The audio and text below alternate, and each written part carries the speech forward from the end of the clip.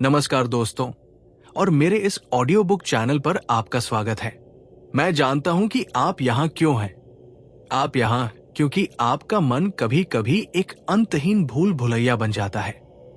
विचारों का एक ऐसा जाल जो आपको फंसा लेता है, जहां बार बार एक ही बात को सोचते रहते हैं, विश्लेषण करते रहते हैं और चिंता की गहराइयों में डूबते चले जाते हैं।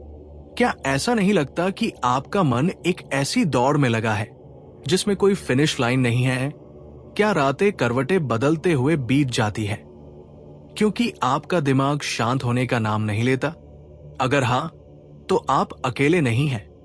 दुनिया भर में लाखों लोग आपकी तरह अतिसोच या ओवरथिंकिंग की समस्या से जूझ रहे हैं। ये एक ऐसी मानसिक आदत है जो हमारी खुशी, हमारी उत्पादकता और हमारी शांति को छीन लेती है। ये हमें वर्तमान में जीने से रोकती है और भविष्य की चिंताओं या अतीत के पछतावों में उलझाए रखती है। लेकिन आज हम इस चक्र को तोड़ने के लिए एक साथ यात्रा शुरू कर रहे हैं। आज हम सीखेंगे कि कैसे अपने मन को शांत करें, कैसे विचारों के इस भंवर से बाहर निकले और कैसे स्पष्टता, शांति और सच्ची खुशी का अनुभव करें। यह सिर्फ एक किताब या एक ऑडियो बुक नहीं है, ये एक मार्गदर्शक है जो आपको अतिसोच की जंजीरों से मुक्त होने में मदद करेगा। तो अपनी आंखें बंद करें, गहरी सांस लें और आइए इस यात्रा पर चलें जहां हम अपने मन के मालिक बनेंगे। अतिसोच क्या है? What is overthinking? तो सबसे पहले यह समझना जरूरी है कि अतिसोच आखिर है क्या? क्या हर विचार अतिसोच है? बिल्कुल नहीं। विचार करना, योजना बनाना, विश्लेषण करना, ये सभी हमारे जीवन के महत्वपूर्ण और आवश्यक पहलू हैं। ये हमें समस्याओं को हल करने, निर्णय लेने और आगे बढ़ने में मदद करते हैं। अतिसोच वो है जब ये सामान्य विचार अनियंत्रित हो जाते हैं। ये तब होता है जब हम एक ही समस्या, एक ही घटना या एक ही बातचीत पर बार बार घंटों, दिनों या हफ्तों तक सोचते रहते हैं बिना किसी नए निष्कर्ष पर पहुंचे। ये तब होता है जब हम अतीत की गलतियों को दोहराते रहते हैं। काश मैंने ऐसा किया होता, या मुझे ऐसा नहीं कहना चाहिए था, जैसे विचारों में खो जाते हैं।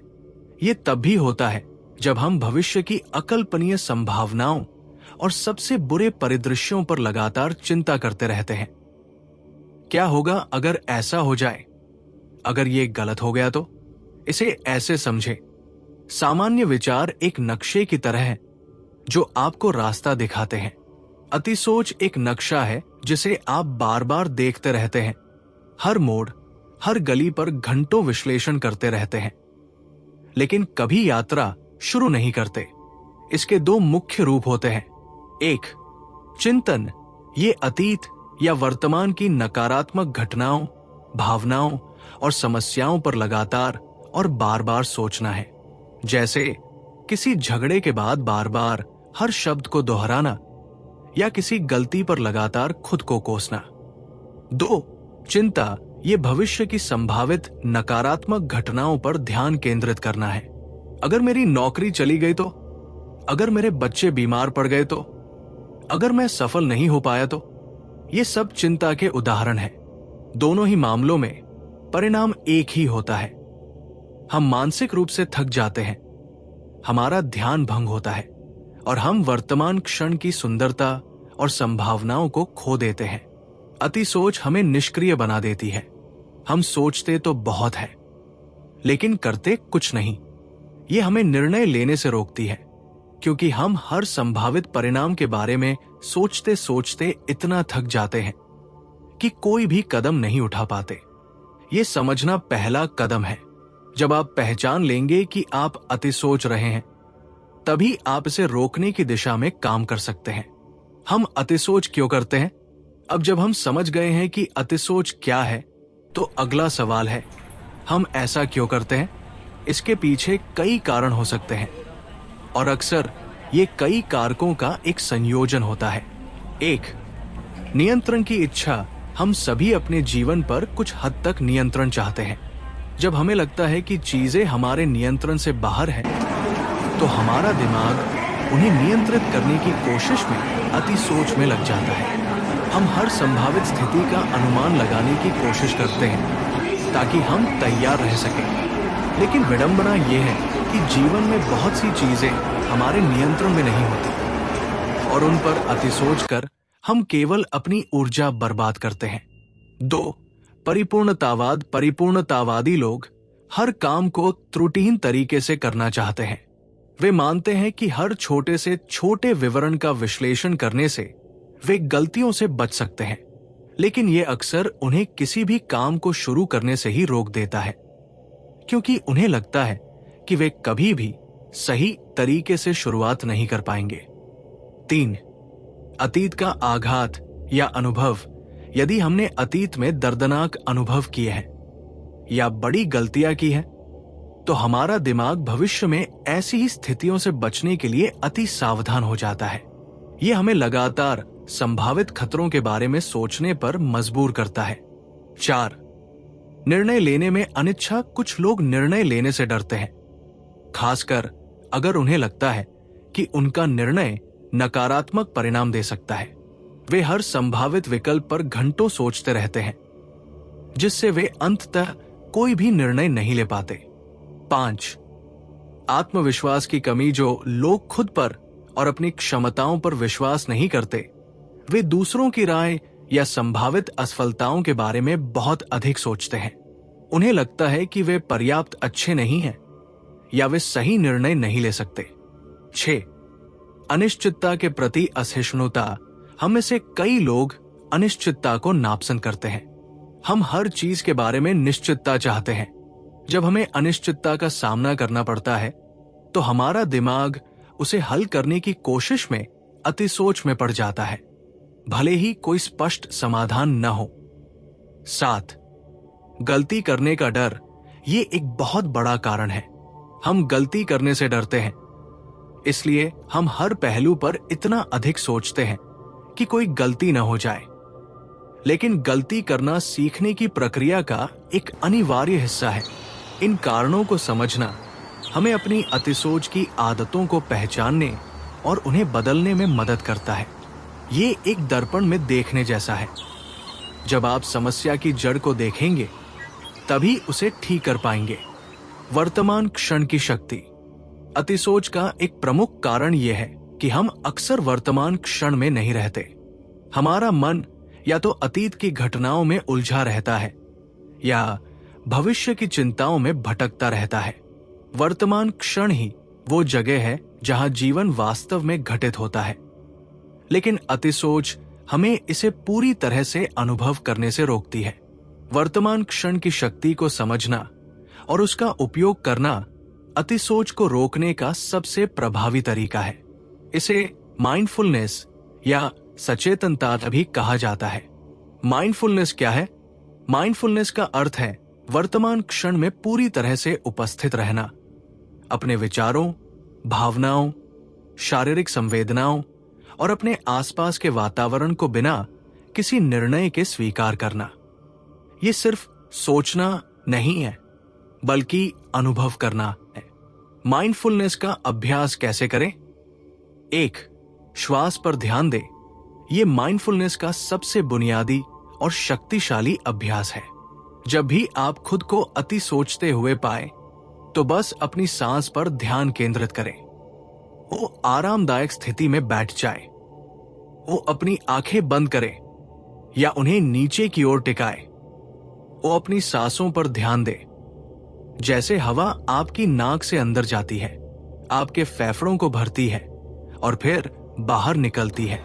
वो अपनी सांस की गति, उसकी गहराई पर ध्यान दे। और जब आपका मन भटकने लगे, तो धीरे से अपने ध्यान को वापस अपनी सांस पर ले आए। और ये अभ्यास दिन में कुछ मिनटों के लिए शुरू करें और धीरे धीरे बढ़ाएं। 2. संवेदी अनुभव पर ध्यान दें। और देखना, जब आप चल रहे हो तो अपने आसपास की चीजों को ध्यान से देखें।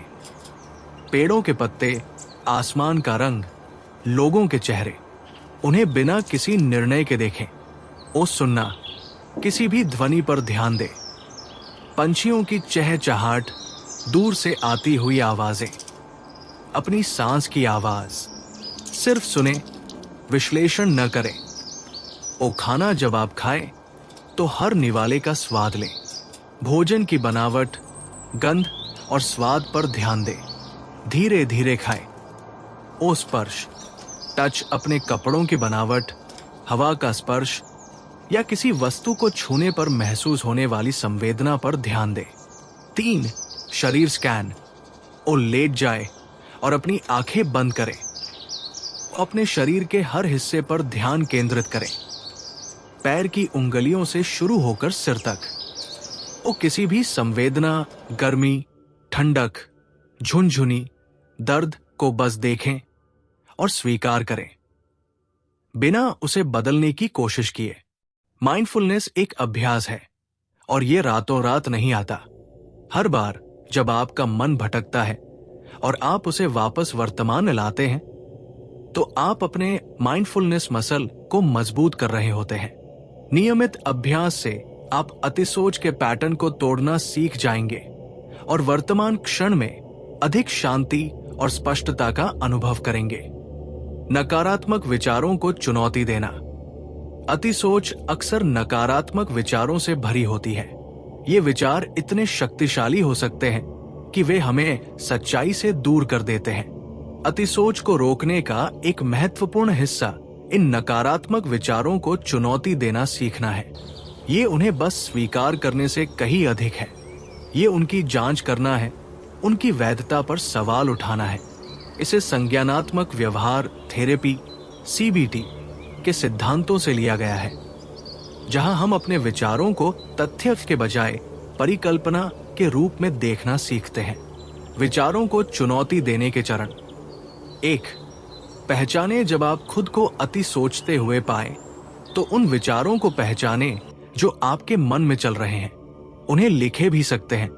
ओ, मैं असफल हूं। ओ, लोग मुझे पसंद नहीं करते। ओ, मैं कभी भी ये काम पूरा नहीं कर पाऊंगा। ओ, क्या होगा अगर सबसे बुरा हो जाए? 2. सवाल पूछें।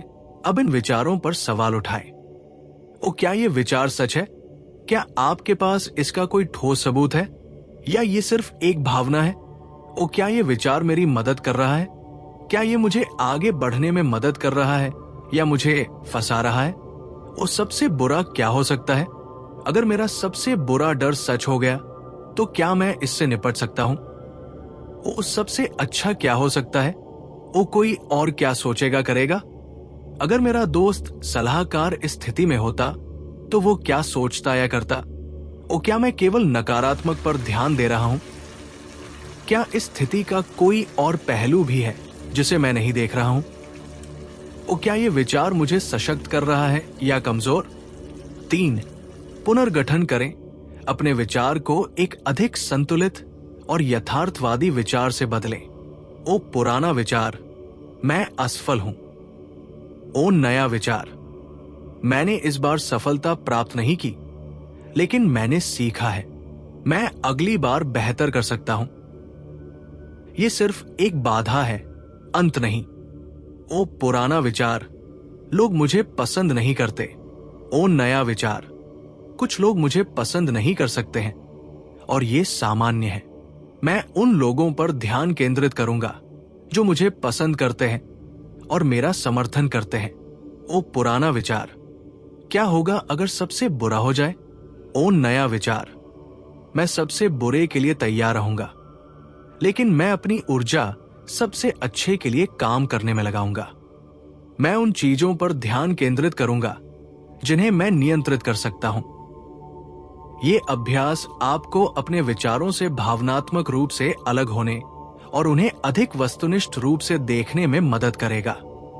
ये आपको शक्ति देगा, क्योंकि आप अपने विचारों के गुलाम नहीं रहेंगे, बल्कि उनके मालिक बनेंगे। नियमित अभ्यास से आप अपने नकारात्मक विचारों को पहचानना और उन्हें तुरंत चुनौती देना सीख जाएंगे।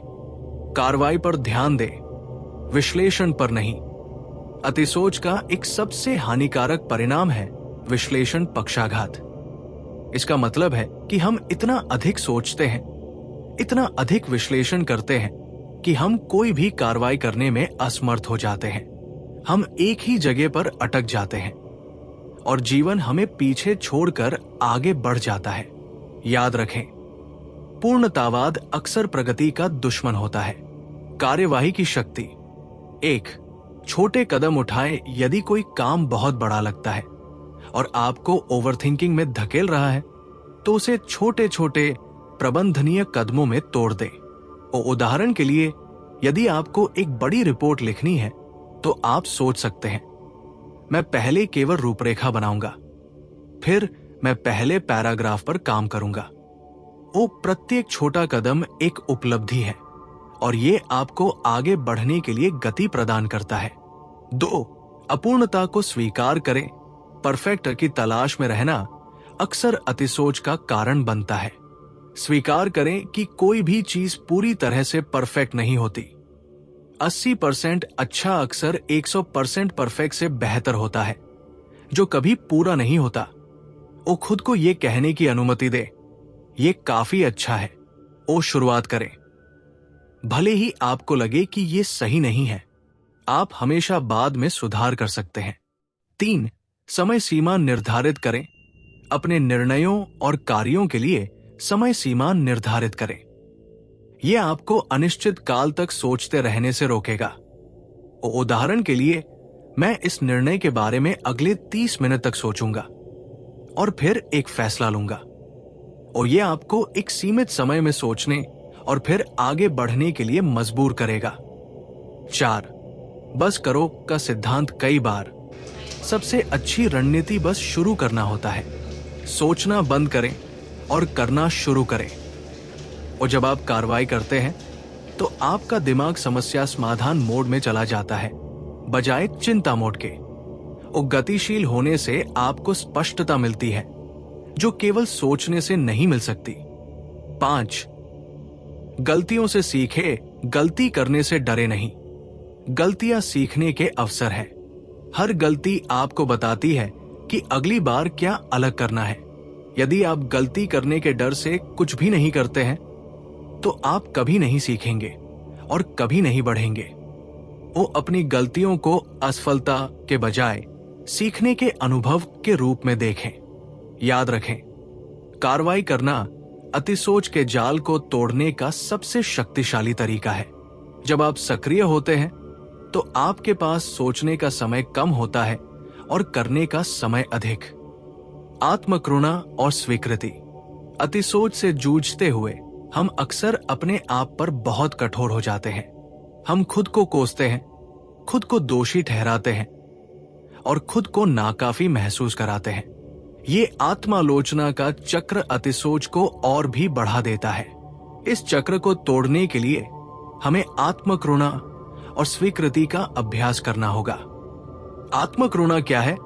आत्मकरुणा का अर्थ है अपने आप को उसी दया, समझ और समर्थन के साथ व्यवहार करना जैसे आप किसी अच्छे दोस्त के साथ करेंगे, खासकर जब आप संघर्ष कर रहे हो या गलती कर रहे हो। आत्मकरुणा का अभ्यास कैसे करें? 1. अपनी भावनाओं को पहचानें और स्वीकार करें। जब आप चिंतित, डरे हुए या अभिभूत महसूस करें, तो इन भावनाओं को दबाने की कोशिश न करें। उन्हें पहचानें और कहें, ठीक है, मैं इस समय चिंतित महसूस कर रहा हूं। और ये सिर्फ एक भावना है और ये आपको परिभाषित नहीं करती। 2. मानवीयता को समझे। याद रखें कि अतिसोच और मानसिक संघर्ष एक सामान्य मानवीय अनुभव है। आप अकेले नहीं हैं। हर कोई कभी न कभी संघर्ष करता है, गलतियां करता है और अनिश्चितता महसूस करता है, और यह आपको अलगाव की भावना से बाहर निकालने में मदद करेगा। 3. खुद के प्रति दयालु बने। जब आप खुद को नकारात्मक बातें कहते हुए पाएं, तो रुकें। अपने आप से पूछें, अगर मेरा दोस्त इस स्थिति में होता तो मैं उसे क्या कहता? और फिर वही दयालु शब्द खुद से कहें। वो अपने आप को सांत्वना दे, जैसे आप किसी प्रियजन को करते हैं। स्वीकृति क्या है? स्वीकृति का अर्थ है उन चीजों को स्वीकार करना जो आप बदल नहीं सकते। इसका मतलब ये नहीं है कि आप निष्क्रिय हो जाएं या हार मान लें। इसका मतलब यह है कि आप उन चीजों पर अपनी ऊर्जा बर्बाद करना बंद कर दें जो आपके नियंत्रण से बाहर है। स्वीकृति का अभ्यास कैसे करें? 1. नियंत्रण योग्य बनाम अनियंत्रित उन चीजों की एक सूची बनाएं जिन्हें आप नियंत्रित कर सकते हैं और जिन्हें नहीं कर सकते। अपनी ऊर्जा केवल उन चीजों पर केंद्रित करें जिन्हें आप नियंत्रित कर सकते हैं। आप अपनी प्रतिक्रिया को नियंत्रित कर सकते हैं, लेकिन दूसरों के व्यवहार को नहीं। आप अपने प्रयासों को नियंत्रित कर सकते हैं, लेकिन परिणामों को नहीं। 2. अनिश्चितता को गले लगाए। जीवन अनिश्चितताओं से भरा है। उन्हें दूर करने की कोशिश करने के बजाय उन्हें जीवन के एक स्वाभाविक हिस्से के रूप में स्वीकार करना सीखें। आप ये कहकर अभ्यास कर सकते हैं, मैं नहीं जानता कि क्या होगा और ये ठीक है। 3. सचेतन स्वीकृति माइंडफुलनेस का उपयोग करके अपनी नकारात्मक भावनाओं और विचारों को बिना निर्णय के स्वीकार करें। उन्हें बस देखें और उन्हें जाने दें, जैसे बादल आसमान में तैरते हैं। वे केवल अस्थायी है। आत्मकरुणा और स्वीकृति का अभ्यास करना एक गहरे स्तर पर शांति खोजने की कुंजी है। ये आपको अपनी आंतरिक आलोचना से मुक्त करेगा और आपको जीवन की चुनौतियों का सामना अधिक लचीलेपन के साथ करने में मदद करेगा। सीमाएं निर्धारित करना और स्वयं की देखभाल। अतिसोच अक्सर तब बढ़ जाती है जब हम खुद को बहुत अधिक बोझ तले दबा लेते हैं, चाहे वो काम का बोझ हो, दूसरों की अपेक्षाओं का बोझ हो या जानकारी का अत्यधिक बोझ हो। अतिसोच को कम करने के लिए हमें अपने जीवन में स्वस्थ सीमाएं निर्धारित करना और स्वयं की देखभाल को प्राथमिकता देना सीखना होगा। सीमाएं निर्धारित करना। 1. डिजिटल सीमाएं सूचना अधिभार अतिसोच का एक प्रमुख कारण है। सोशल मीडिया, समाचार और ईमेल की लगातार बमबारी हमारे दिमाग को व्यस्त रखती है। सोशल मीडिया और समाचार के लिए निश्चित समय निर्धारित करें। रात में सोने से पहले स्क्रीन टाइम से बचें। अधिसूचनाएं बंद करें जो आपको लगातार बाधित करती है। 2. लोगों के साथ सीमाएं। कभी कभी हम दूसरों की समस्याओं या अपेक्षाओं को बहुत अधिक अपने ऊपर ले लेते हैं। ना कहना सीखें जब आप पहले से ही अभिभूत हो। दूसरों की समस्याओं को सुलझाने की जिम्मेदारी न लें जब तक कि ये आपकी प्रत्यक्ष जिम्मेदारी न हो। उन लोगों से दूरी बनाएं जो लगातार नकारात्मक या आलोचनात्मक होते हैं। 3. काम की सीमाएं। काम और व्यक्तिगत जीवन के बीच संतुलन बनाना महत्वपूर्ण है।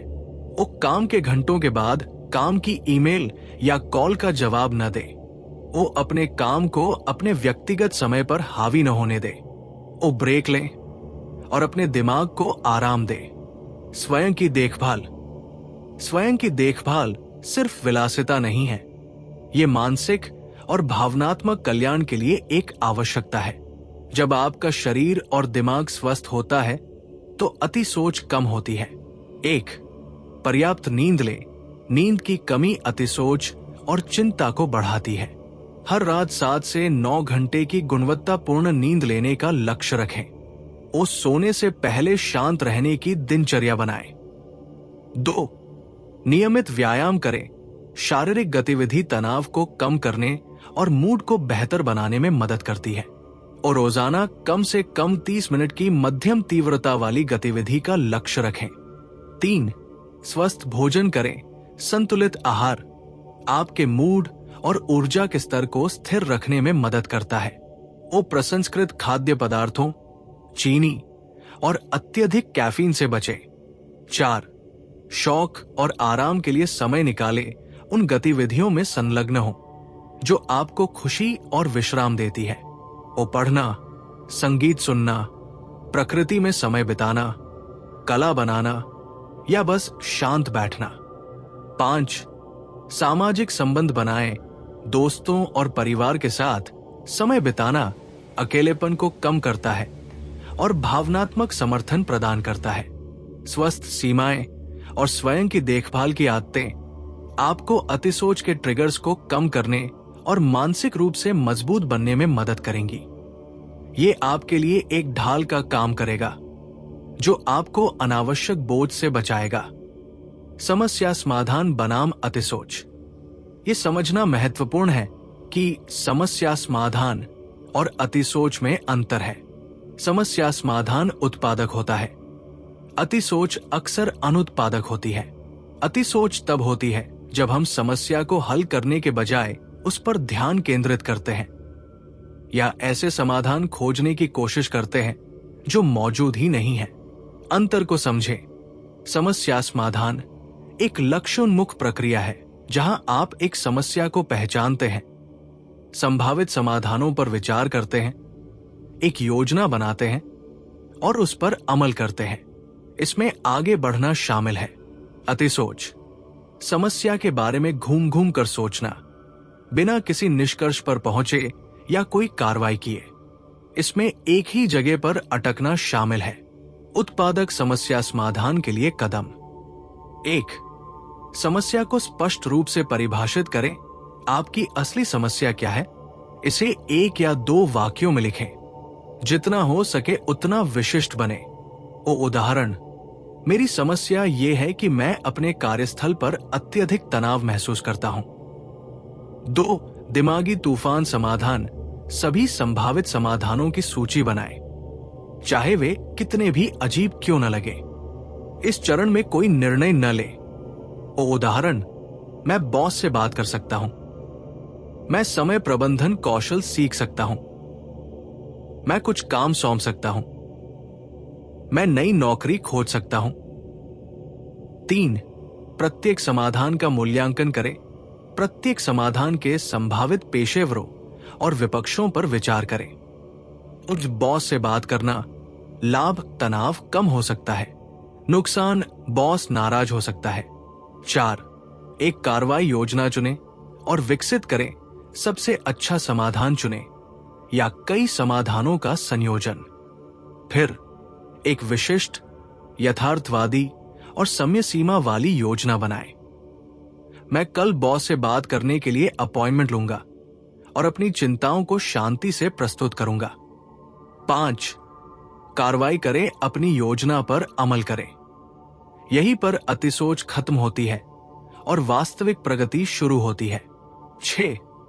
परिणामों का मूल्यांकन करें और समायोजित करें। आपने जो किया वो कैसा रहा? क्या यह प्रभावी था?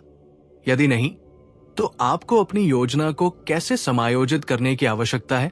यह दृष्टिकोण आपको समस्याओं का सामना करने के लिए सशक्त करेगा, बजाय इसके कि आप उनके बारे में सोचते रहें। यह आपको सक्रिय बनने में मदद करेगा और आपको यह एहसास कराएगा कि आप अपनी समस्याओं को हल करने में सक्षम हैं। अपने विचारों को देखें, उनसे चिपके नहीं।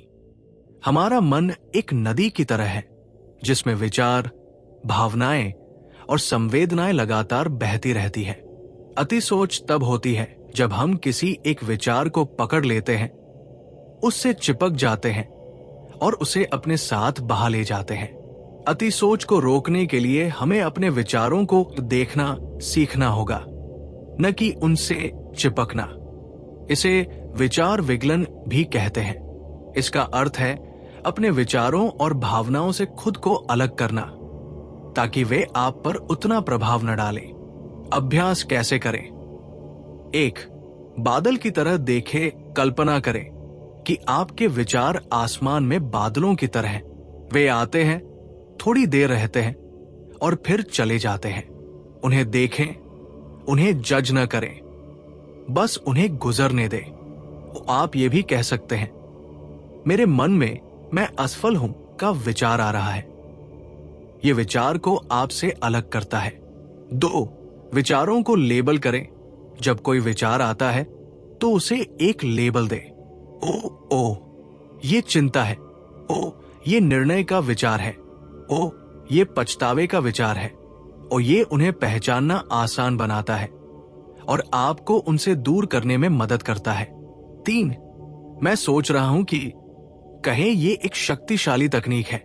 अपने आप को ये कहने के बजाय मैं एक असफल व्यक्ति हूं। कहें, मैं सोच रहा हूं कि मैं एक असफल व्यक्ति हूं। वो ये छोटा सा बदलाव विचार और वास्तविकता के बीच जगह बनाता है। ये आपको ये याद दिलाता है कि विचार सिर्फ विचार है, तथ्य नहीं। 4, अपने विचारों को एक गीत की धुन पर गाएं।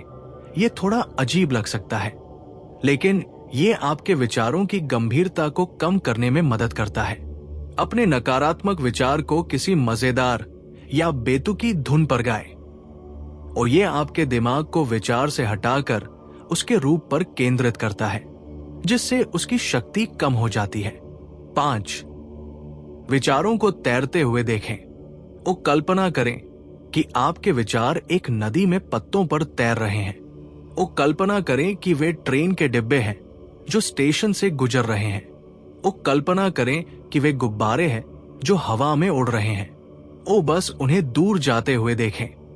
अपने विचारों को देखना और उनसे न चिपकना एक कौशल है जो समय और अभ्यास के साथ आता है।